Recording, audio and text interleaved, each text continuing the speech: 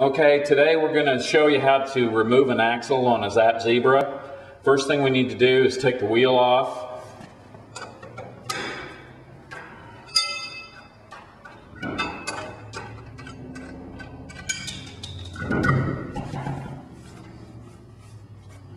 Next thing you're going to want to do is remove this brake hose and pull it out so it's loose, because you're going to be pushing down on the shock and you don't want to put pressure on that brake hose. Now I'm going to take an 11/16 inch wrench and remove the top nut to the shock. Kind of similar to what Norm does when putting in one of his shock kits in the rear.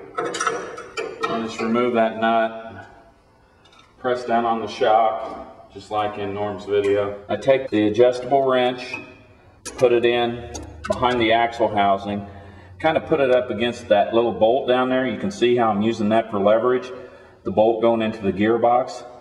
I'm using the tire tool through the hole of my adjustable wrench as a lever, and it just pops right loose. As you can see, sometimes it's harder than other times. So now it's loose. All we have to do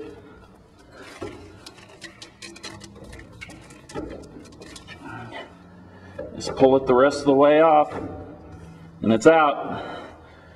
Now on that shaft, you can see there's a little groove through there. There's a clip inside there, a small wire. That's what keeps your axle from popping off the shaft. I have sheared those off at times, so I keep a couple extra around.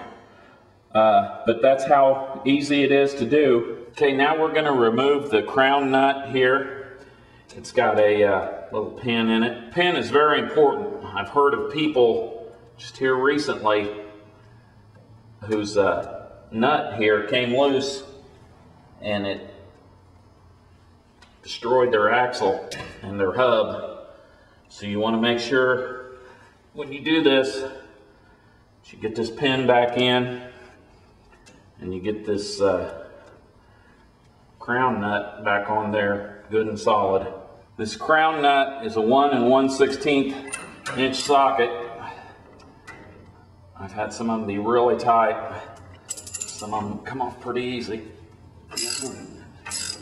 This one's coming off pretty easy. Okay, once that's off,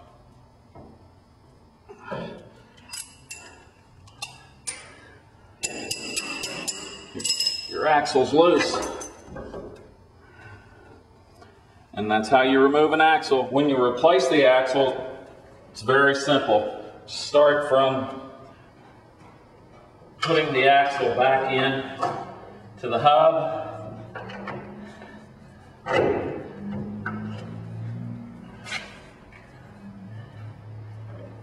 And then attach the axle housing to the gearbox shaft. Once you attach the axle housing to the gearbox shaft, make sure that it doesn't slide back off. Then set your shock back up inside. Put your washer on. Put your crown nut back on.